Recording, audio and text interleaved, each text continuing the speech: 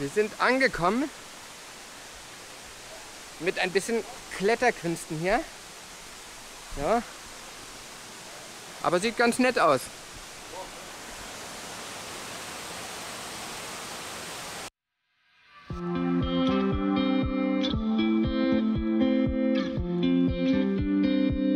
Beginnen wir unseren Tag auf Koh Samui mit einem wunderschönen Blick.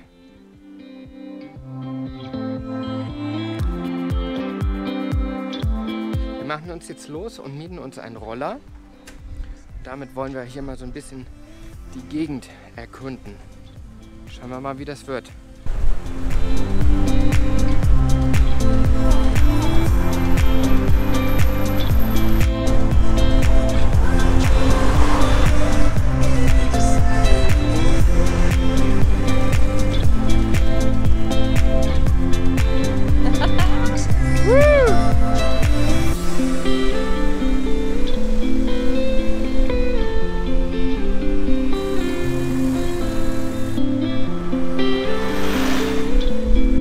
Jetzt irgendwo hier, keine Ahnung, und sind einfach mal den Schildern gefolgt. Da stand was von Wasserfall. Da stand was von Wasserfall, da haben wir gedacht, das gucken wir uns mal an. Ich höre auch schon irgendwo was. Und jetzt klettern wir hier erstmal den Pfad entlang.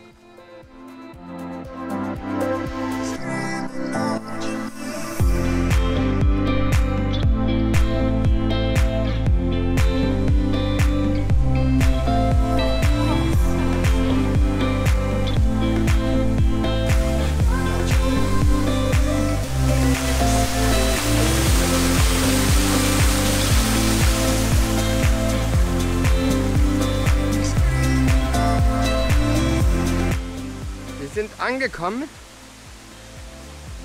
mit ein bisschen Kletterkünsten hier. Ja. Aber sieht ganz nett aus.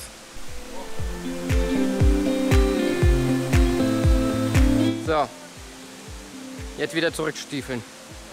Fast zurück bei unserem Startpunkt. So unter uns war das jetzt, der war jetzt nicht so groß, wie man es eigentlich erwartet hätte. Mal schauen, was als nächstes kommt.